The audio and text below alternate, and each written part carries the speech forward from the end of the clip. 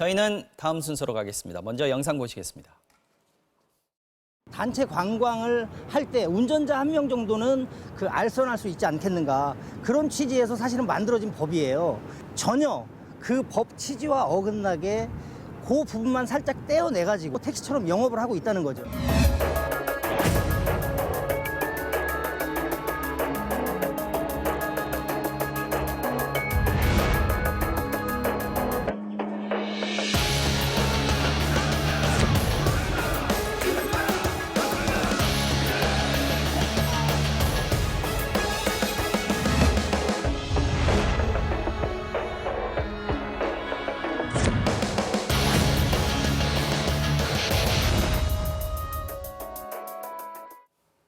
네, 렌터카와 운전기사 알선 서비스. 말이 복잡하지만 일반인들은 그냥 택시라고 생각하고 이용하는 타다 서비스입니다. 그런데 검찰이 타다가 렌터카를 이용해서 불법 택시 영업을 하고 있다고 보고 이재용 소카 대표 등을 재판에 넘겼습니다. 타다와 택시업계의 공방이 치열한 이 시점에서 검찰이 일단 택시업계에 손을 들어준 모양새인데 문제가 간단치가 않습니다. 정혁진 변호사님과 함께 자세히 알아보겠습니다. 어서 오십시오. 네. 자, 이게 뭐 많이들 이용하시겠습니다만 먼저 이 타다 서비스 지금 어떤 식으로 서비스가 되고 있는 건지요? 일단은 그 이재용 대표 다음을 창업한 네. 이재용 대표가 소카라는 회사를 가지고 있는데 그렇죠. 그 소카가 스타트업 회사가 VCNC라는 회사가 있어요. 이 회사를 인수해가지고 개발한 서비스가 타다 서비스입니다. VCNC가 자회사가 된 거죠? 맞습니다. 소카에. 그래서 작년 10월 8일 그러니까 딱 1년 됐어요. 2018년 10월 8일부터 이제 서비스가 시작이 됐는데 네. 간단하게 이야기하면은 애플리케이션으로 타다 앱을 갖다가 다운 받아가지고 네. 출발지하고 도착지를 갖다가 선택을 한 다음에 호출을 하면 차가 옵니다. 그렇죠. 그래서 그 차를 갖다가 이용을 갖다가 하고 그 다음에 사전에 카드를 등록해서 그것으로 결제가 되는 건데 그러니까 간단히 생각하면 그런데 사실은 법적 구조는 조금 복잡해요. 네. 그 플랫폼 서비스를 제공하는 타다라고 하는 회사가 있고요. 그 다음에 렌트카 회사를 낍니다. 소카가 렌트카 회사가 되는 네네, 거죠? 렌트카 회사를 끼고 거기에다가 인력 제공 회사, 다시 말해서 기사를 제공한 회사가 있고 그다음에 최종적으로 고객들이 택시 승객들이라고 생각할 수 있는데요. 네. 이 사람들이 렌트카를 임차하는 그런 사람이 되는 겁니다. 법적으로 봤을 때는 그런 법적으로는- 구조다라는 네네, 거죠. 맞습니다. 지금 네. 검찰에서는 그래서 이제 택시 회사에서는 네네. 우리 파일을 뺏어간다라고 네. 해서 계속 반발을 했고 굉장히 큰 분란들이 많았습니다. 사회적인 네네. 논의들이 굉장히 이어졌고 그런데 결국 이게 검찰로 갔습니다. 이게 고소가 이루어졌고요. 네네. 검찰이 지금 기소를 했단 말이죠. 어떤 이게 논리입니까, 이거는? 어떤 논리냐면 그 여객 자동차 운수 사업법이라는 법이 있어요. 네. 이 법에 의하면은 아무나 그렇게 그 여객 운송 사업, 택시 같은 것도 당연히 거기 포함이 되겠죠. 네. 뭐 택시, 버스 이런 것들이 포함이 될 텐데 아무나 이런 그 사업을 하면 안 된다. 면허를 받아야 되죠. 이 사업을 지금은. 하려면 네. 국토교통부 장관의 면허를 받아야 된다.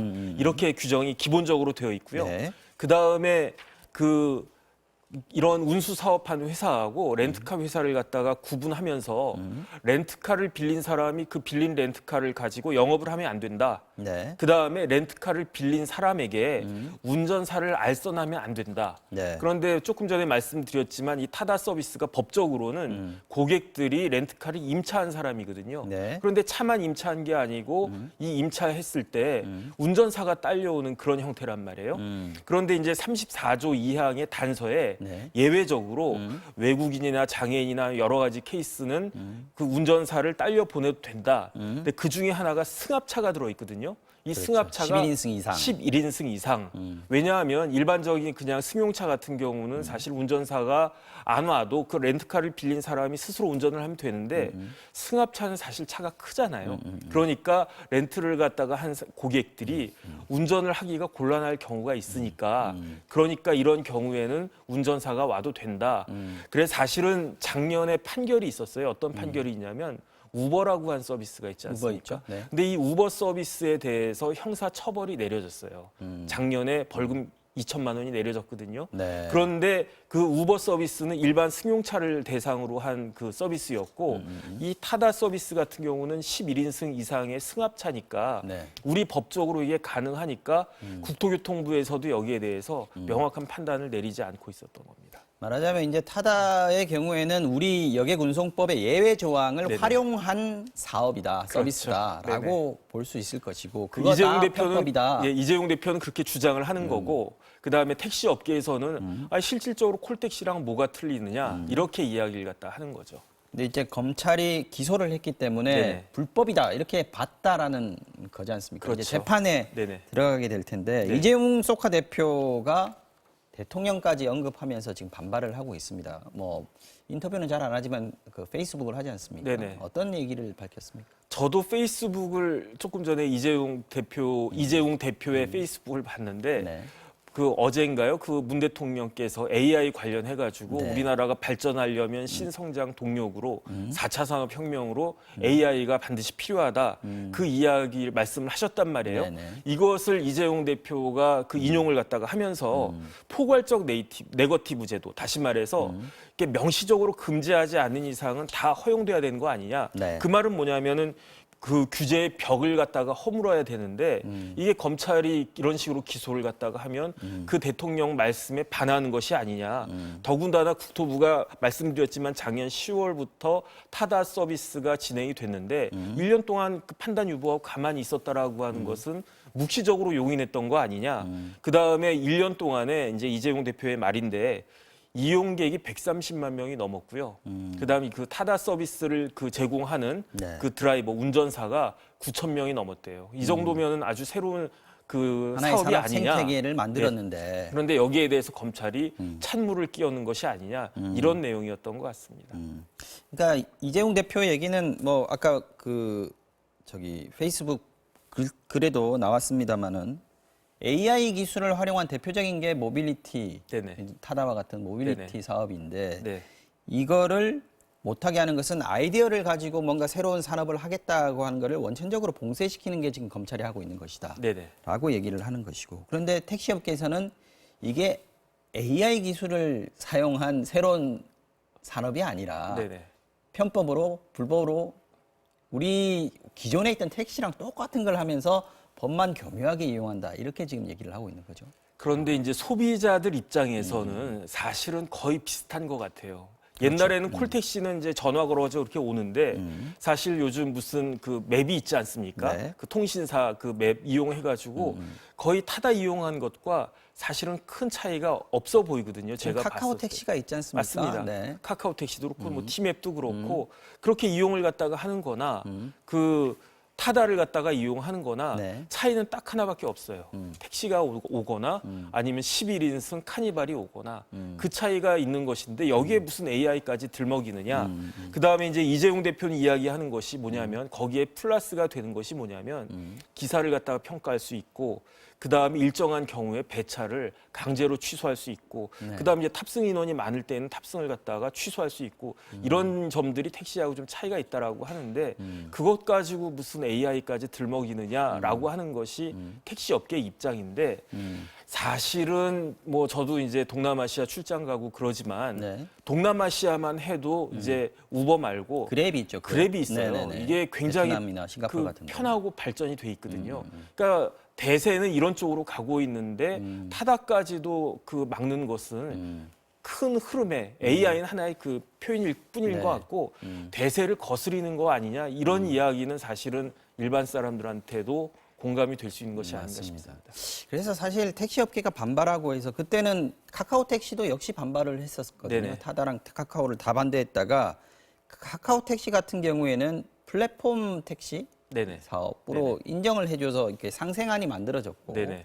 타다 같은 게 여기서 빠져버렸습니다. 맞습니다. 근데 그러고 나서 타다는 증차를 하고 뭐 운전기사도 많이 늘리고 네네. 서비스 지역도 확대하고 이런 것들이 이루어졌는데 네네. 지금 이렇게 되면은 국토부도 다시 한번 이 부분에 대해서 좀 협상을 좀 택시업계랑 네네. 타다 간의 협상을 좀 이끌어야 되는 거 아닌가 싶은데 국토부 입장은 지금 어떤 상황입니까? 그래서 국토부가 지난 7월 달에 택시에도 개편 방안이라는 거를 그 내놨어요. 네네. 그런데 제가 한번 쭉 봤더니 이게 어정쩡해요. 그러니까 결론을 갖다가 내린 게 아니고 네. 이러이러한 문제점이 있는데 타다 같은 서비스가 있을 수도 있고 네. 티맵 같은 서비스가 있을 수도 있고 앞으로 어떻게 해야 되겠다라고 명확하게 판단을 내리지 않았기 때문에 그 택시업계도 반발하고 타다도 국토교통부가 네. 그냥 인정을 갖다가 해주는가 보다 이렇게 생각을 갖다 했던 것 같고요. 그다음에 일반 시청자들께서는 잘 모르실 수 있는데 네. 타다 서비스가 전국적인 서비스가 아닙니다. 그렇죠. 지금은 서울하고 네네. 수도권 일부 그래서 하고 있고요. 출발지는 서울, 분당, 과천, 인천 일부만 되고 도착지는 조금 더 넓어져가지고 서울, 분당, 과천, 인천에다가 뭐 성남, 남양주까지 이렇게 늘어나고 있기는 한데 네. 전국적인 서비스는 아직 아니거든요. 그렇죠. 그래서 만약에 이 서비스가 전국적으로 확대가 된다라고 하면 택시업계 반발은 사실은 더 커질 수 있을 것 같아요. 그다음에 현실적으로는 네. 국토교통부 입장보다도 민주당의 박홍근 의원이 개정안을 냈거든요. 네. 역외운수사업법. 이게 이른바 지금 타다 금지법이라고 지금 불리고 맞습니다. 있어요. 여기 내용을 갖다가 보면 네. 그 관광 목적을 갖다가 추가를 갖다가 했어요. 11인승 이상은 되는데 관광 목적이 있어야 된다. 네. 그러니까 다시 말해서 외국인 관광객이나 아니면 어쨌든 우리나라 관광객이든 이런 목적이 들어가야 되고 6시간 이상 이용해야 된다는 6시간 게 있었던 이상도 것 같아요. 이용해야 그러니까 되고 일반 택시 승객들은 6시간 타지는 않다. 그렇죠. 그다음에 더 중요한 건 뭐냐면 출발지와 반납지가 공항이나 항만이어야 된다. 아, 네. 이런 내용이 들어있으니까 만약에 이 그래서 타다 금지법이라고 그러는군요. 되면 타다는 완전히 불법적인 게 되는 거죠. 이런 얘기 아까 김민전 교수께서 그 얘기 하셨는데 네네. 사실 사회적으로 타협할 수 있는 부분들을 정부가 좀 제 역할을 못 해가지고 중재 네. 역할을 잘 못 해가지고 네. 사법의 영역으로 이게 다 넘어간다. 네. 이런 지적을 하고 있는 분들이 있거든요. 그런 이야기 저도 많이 들었는데요. 근데 사실은 형사소송법에 검사가 사건을 받으면 네. 원칙적으로 3개월 이내에 처리하도록 돼 있습니다. 그런데 이 사건 같은 경우는 택시 업계에서 올 2월 달에 고발을 갖다가 했거든요. 그러니까 10월 달에 뭐 어제 오늘 이렇게 기소를 했다라고 하면 8개월을 검찰청에서 사건을 가지고 있었던 거니까 물론 이제 형사소송법의 그 규정이 꼭 지켜야 되는 그런 규정은 아니고 이른바 훈시 규정이긴 한데 검찰 입장에서는 뭐 그런 내용에 대해서 어차피 법에 지켜진 걸 오히려 내가 늦게 하다가 이제서야 한 것이다라는 식의 반발은 할 수가 있는 건데 근데 김 교수님 말씀처럼 사실 이 정도면은 정치권에서 어떤 방안을 마련해가지고 검찰이 기소하는 그런 일은 사실은 없게끔 했었어야죠. 지금 기소를 했습니다마는 서비스가 당장 중단된 건 아니죠. 네네.